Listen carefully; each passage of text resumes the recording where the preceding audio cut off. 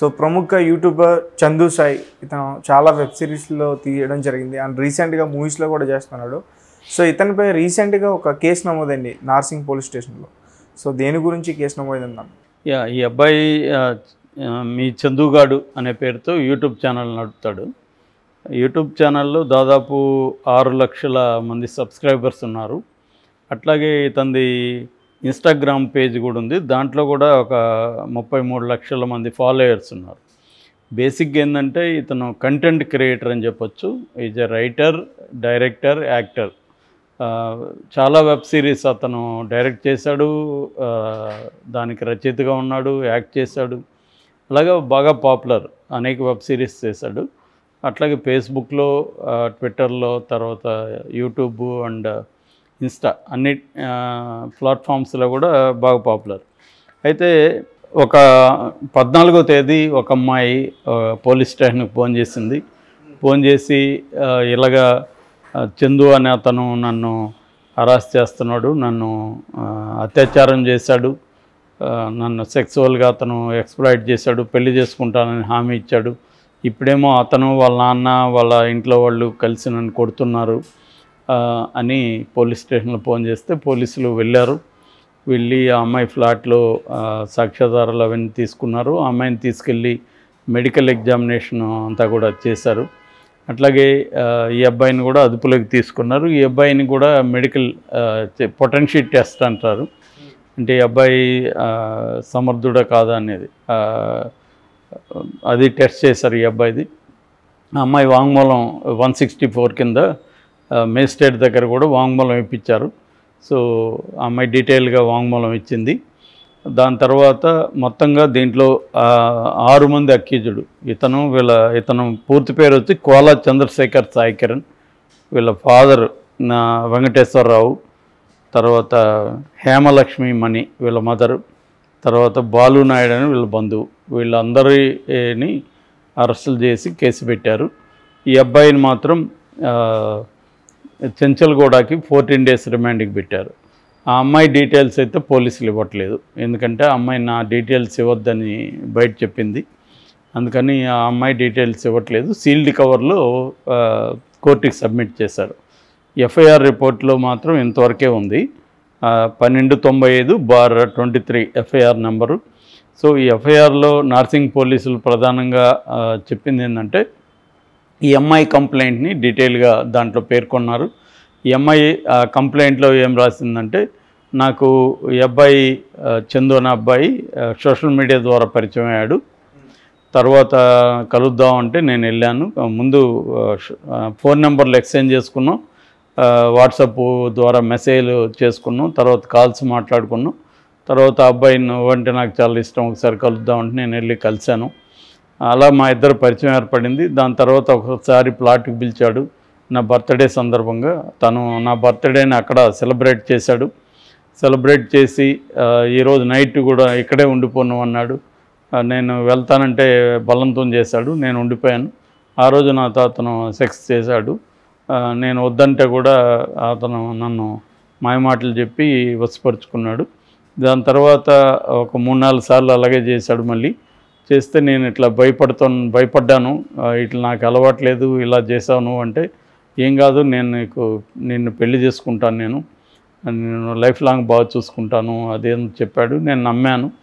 దాని తర్వాత అతను నా ఫ్లాట్కి ఆ ఫ్లాట్కే వచ్చేయమన్నాడు, తన ఫ్లాట్కే ఉప్పలగూడలో. నేను వెళ్ళిపోయాను, ఫ్లాట్కి వెళ్ళిపోయి అక్కడే ఉండిపోయాను. కొద్ది రోజులు నన్ను బాగా చూసుకున్నాడు. నేను అప్పుడప్పుడు అడుగుతున్నాను, నన్ను ఎప్పుడు పెళ్లి చేసుకుంటావు అంటే, చేసుకుందాం, మనం ఇంకా లైఫ్లో సెటిల్ కావాలి కదా, చేసుకుంటానని చెప్పాడు. నేను నమ్మాను, అలాగే ఉన్నాను. అయితే మెల్లమెల్లగా నా దగ్గర డబ్బులు తీసుకోవడం, గోల్డ్ తీసుకోవడం ఇవన్నీ కూడా చేశాడు. ఆ గోల్డ్ ముత్తూట్లో కూడా కుదవబెట్టారు, నాది తీసుకొని వెళ్ళి. అలా కొంతకాలం తర్వాత 3 కోట్ల డబ్బులు తీసుకురా, నేను పెళ్లి చేసుకుంటానన్నాడు. దాంతో నాకు ఒకసారిగా ఏం చేయాలనేది అర్థం కాలేదు, ఎందుకంటే అంత డబ్బులు లేవు నా దగ్గర ఉన్న గోల్డ్ అంతా కూడా అతను లాగేసుకున్నాడు. ఈ లోపల వాళ్ళ ఇంట్లో వాళ్ళు కూడా వచ్చి నన్ను కొట్టడం, హరాస్ చేయడం. నేను ఎస్సీ కులం, అతనేమో కాపు, సో ఎస్సీ అని చెప్పి నన్ను తిట్టడం, అంటే మాల సామాజిక వర్గం. సో మాల కులం పేరైతే తిట్టడం, కొట్టడం ఇవన్నీ చేస్తున్నారు. సో ఈ హరాస్మెంట్ భరించలేక నేను మీ దగ్గరికి అప్రోచ్ అయ్యాను అని ఆ అమ్మాయి కంప్లైంట్లో ఇచ్చింది ప్రధానంగా.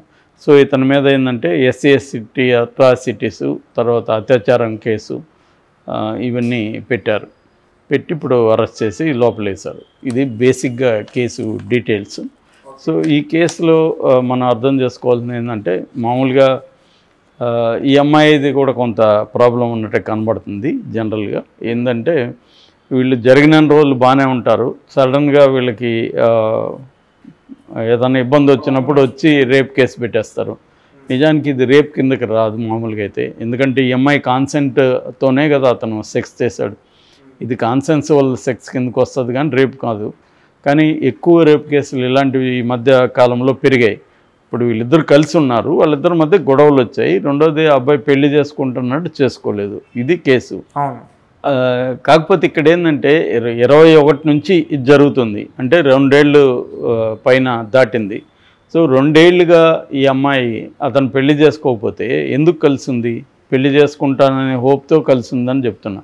2 ఏళ్ళు అయినా కూడా ఎందుకు కలిసింది అనేది ఒక సమస్య. రెండవది ఆ అమ్మాయి అత్యాచారం ఎందుకు అయింది? నువ్వు కన్సెంట్ ఇస్తేనే కదా అతను చేశాడు.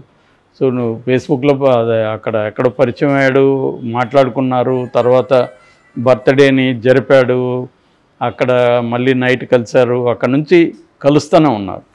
కాబట్టి ఇది క్లియర్గా దీంట్లో కొన్ని సెక్షన్లు కావచ్చు, కొన్ని ఆరోపణలు కావచ్చు ఫాల్స్ అనేది మనకు ప్రైమాఫేసి, మనకి డీటెయిల్స్ తెలీదు. ఈ ఎఫ్ఐఆర్ని బట్టే నేను విశ్లేషిస్తున్నాను. ఎఫ్ఐఆర్లో ఉన్నదాన్ని బట్టి, ఈ అమ్మాయి స్టోరీలో ఉన్నదాన్ని బట్టి మనం మాట్లాడగలుగుతాం. ఎందుకంటే ఇన్ఫర్మేషన్ ఎక్కువ ఉంటే మనం వేరే రకమైన అనాలిసిస్ వస్తుంది. ఇక్కడ ఉన్నదాన్ని బట్టి అయితే ఆ అబ్బాయి మీద ప్రధానంగా ఆరోపణలు ఏంటంటే పెళ్లి చేసుకోలేదు, తనని బ్యాడ్గా ట్రీట్ చేస్తున్నాడు. ఈ 2 ఆరోపణలు అమ్మాయి చేసింది. అయితే దాంతోపాటు నన్ను అతను సెక్సువల్గా ఎక్స్‌ప్లాయిట్ చేశాడని చెప్తుంది. జనరల్గా ఏంటంటే అమ్మాయిలు ఇట్లాంటి కలిసి ఉండడం కొద్ది కాలం తర్వాత పెట్టే కేసులు ఏంటంటే ఇలాగ పెడతారు. ఈ కాలం ఏంటంటే లైవ్ ఇన్ రిలేషన్షిప్స్ అనేది వెరీ కామన్ అయిపోయింది. లైవ్ ఇన్ రిలేషన్షిప్ని సుప్రీంకోర్టు కూడా గుర్తించింది చాలాసార్లు. అంటే పెళ్లితో సమానంగానే దాన్ని కూడా గుర్తిస్తుంది. దానికి సంబంధించిన హక్కులు కూడా వీళ్ళకు ఉంటాయి, స్త్రీలకి. అయితే ఇక్కడ ఇది అమ్మాయి దాంట్లో ఉన్న ప్రాబ్లమ్స్.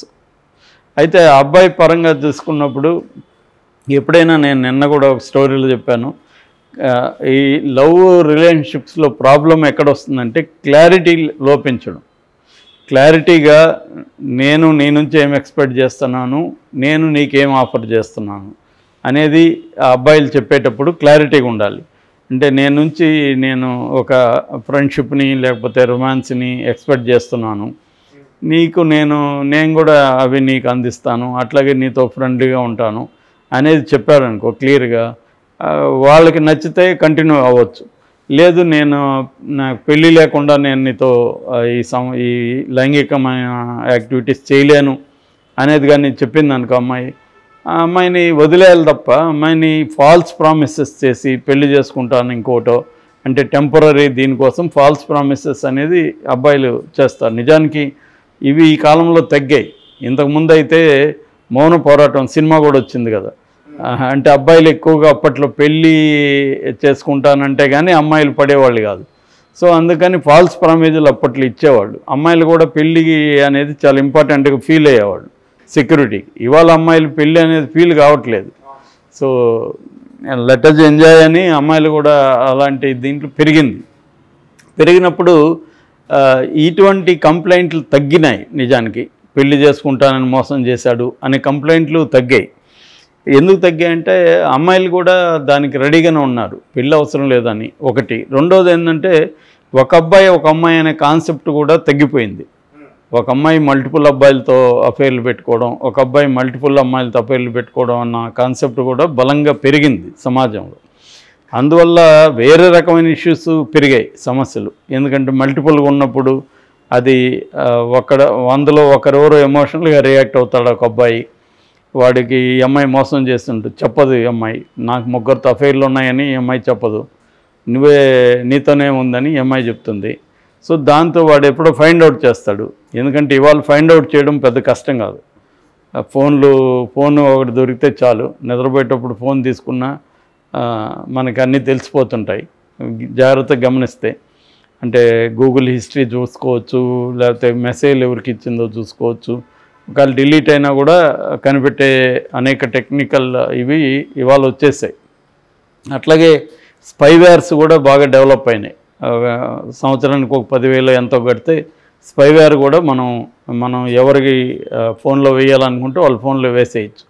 అప్పటి నుంచి ఇంకా మనం వెబ్సైట్ ఓపెన్ చేసుకుంటే మనకు డాష్ బోర్డ్ ఇస్తాడు.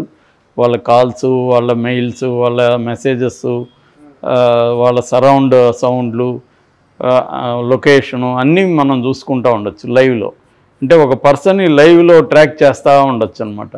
సో అటువంటి ఇది ఉన్నప్పుడు కనిపెట్టడం అనేది కష్టం. అందుకని ఇవాళ రిలేషన్షిప్స్లో ట్రాన్స్పరెన్సీ పెరగాలి, క్లారిటీ ఉండాలి, ఓపెన్నెస్ ఉండాలి. నేను నీకేం ఆఫర్ చేస్తాను, నీ నుంచి నేనేం ఎక్స్పెక్ట్ చేస్తున్నా, ఈ క్లారిటీ లేకపోతే మనకేదో వాళ్ళతో ఫిజికల్గా వాళ్ళ ఎంజాయ్ చేద్దామని అబద్ధాలు చెప్పడం అనేది మేజర్గా సమస్యలకి దారితీస్తూ ఉంది. సో ఇది అబ్బాయిలు అమ్మాయిలు ఇద్దరు కూడా మార్చుకోవాల్సిన అవసరం ఉంది. రిలేషన్షిప్స్లో క్లారిటీ ఉంటే ఈ సమస్య రాదు. సో ఇక్కడ అదే సమస్య వచ్చింది. ఇక్కడ ఏంటంటే ఇప్పుడు ఈ అబ్బాయి కాపు కావడం, ఈ అమ్మాయి ఎస్సీ కావడంతో అదనపు సెక్షన్లు పడ్డాయి ఆ అబ్బాయి మీద.